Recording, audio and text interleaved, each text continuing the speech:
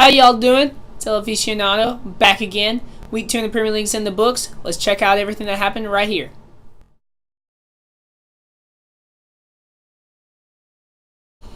What's up, guys? I'm back again, in case you were wondering, for the second installment of what I hope to be my weekly videos about Premier League and the action that's been taking place. It was a wonderful week of action.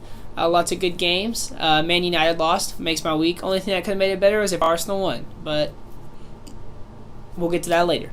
But anyway, I hope you guys enjoyed the games as much as I did. Thanks for tuning in, and let's jump right into the action. Alright, so our first games of the weekend, we had Cardiff and Newcastle draw 0-0.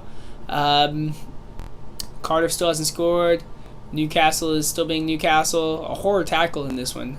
Wow, it was terrible. Isaac Hayden, I believe, came on as a halftime sub. Took someone out. It was a Sunday League tackle and a half.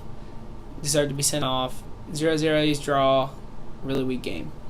West Ham lost to Bournemouth. Somehow Bournemouth has won 2 games. That is 2 more games than I was thinking they would win all season. So, take that for what you want. West Ham still misfiring. They have Arsenal next weekend. It's probably not going to get any better for them. Spurs 3, Fulham 1. Harry Kane breaks his August curse. Maybe he can try his hand at that Dele celebration now. But either way, good game for Tottenham. They got a good 3 points. Fulham looked dangerous at times, still gelling as a defensive unit. All 4 of their back line and their goalkeeper are brand new this season, so it's going to take them a little bit of time to come together as a cohesive unit. And they are starting Caleb Chambers. So, Leicester 2, Wolves 0. The Foxes get a good 3 points. Honestly, the Wolves could have won this game easily. They had 3 shots go off post and scored an own goal. So take that for what you want. Ruben Neves looked good. Raul Jimenez looked good. Jamie Vardy, I love you, man, but that was a terrible tackle you made.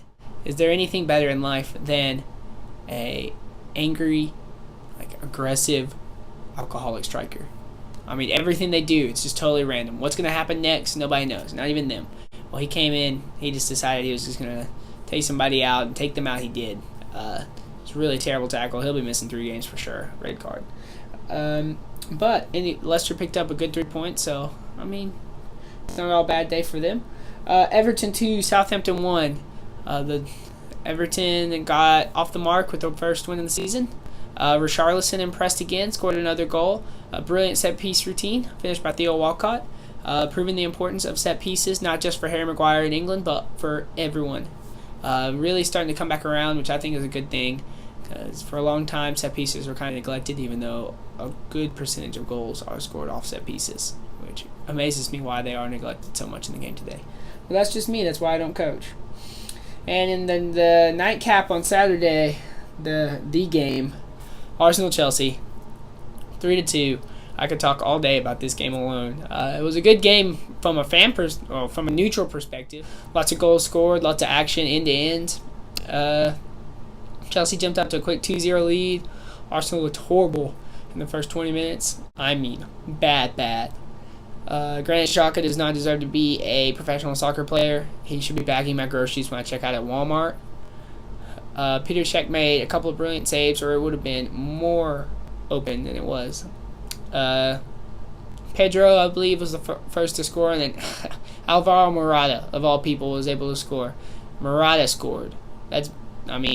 If Morata can score, anybody can score. Go try to look at the bar tonight. That's just me. Morata, for real, he actually scored a goal. I'm not making this up. But Arsenal did respond well. Right at the end of the second half, they missed several sitters in the half. They could have scored 5 easily, but Mkhitaryan scored a good goal, and Iwobi also scored. Aubameyang looked really terrible. Missed a couple of opportunities that my great-great-grandmother could have finished, or a tree, or just about any inanimate object could have finished, because it would have just bounced off them into the goal. But somehow he managed to miss them despite being the top-class striker that he is. I guess some days it's just like that sometimes. You live, you learn, you keep going. Who was this scored the winner? Marcus Alonso. Marcus Alonso always seems to score against Arsenal, but he scored the winner right about the 80th minute, I believe. Eden Hazard came on. When you can bring Eden Hazard off your bench, by the way, oh my goodness, what an impact. The man is insane. Lacazette gave the ball away. He easily beat Lacazette, went right around Bellerin, crossed it in, Marcus Alonso finish. Chelsea wins 3-2. It's just like that. Arsenal looked more positive than they did last game. Alex Iwobi was actually having an impact, which amazed me compared to last season. And this Iwobi looked like a new Iwobi. Lucas Torreira still has to start for me. And Leno. Actually, I'm okay with Czech playing over Leno right now because Czech has been making some phenomenal saves. He made a save on Ross Barkley that was top class. Top class. So that was the end of Saturday's action. Moving into Sunday. The morning game looked like a Sunday league game. City 6, Huddersfield 1. Aguero with a hat trick. Everybody scored. I'm trying to think. Jesus scored a goal. It was a pretty nice goal also. David Silva was the one I was trying to think of. He scored a banger of a free kick. It was beautiful. Also had his son at the field. That's good to see. His son was born premature. First time he was able to leave the hospital, so he came to his dad's game. That's a heartwarming sight. And it was a heartwarming scoreline if you're a Man City fan. If you're a Huddersfield fan, I wouldn't take it too personally. You're playing City. They're a class above you or 5 classes above you. So it's not like you really have to kick in the panic mode or anything. They're just a much better team than you. Ben Mendy, basically a new signing for City after missing the whole year with an injury. He's a phenomenal player. He's really one of their most dangerous attacking options down the left, playing lots of good balls in. I think he already has like 3 assists, which is crazy. They're 2 games into the season, and he's a left back. So, they're playing like champions already. Liverpool's the only team that has a chance against them. Watford 3, Burnley 1. Watford's got 6 points from their first 2 games. Andre Gray scored a very nice goal. Troy Deeney also had one, I believe. It was a good game for Watford. If you're Burnley, once again, I still wouldn't take this too seriously. Their focus is on the Europa League. They are 1 game away from qualifying for the group stages of the Europa League. That would be a huge accomplishment for a club of their size, and that's where all of their attention is, all their resources. So, the fact that they've started so slow in the league, I would not be too worried about it.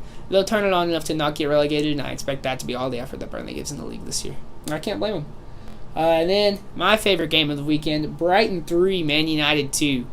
Should have been 3-1, but a 95th minute penalty from Paul Pogba made the scoreline look a little better, but still a humiliating loss for Manchester United. If you're a Manchester United fan, God bless you. It was a terrible first half. United looked awful. AYSO sides could have put up as much defense as they did in the first half.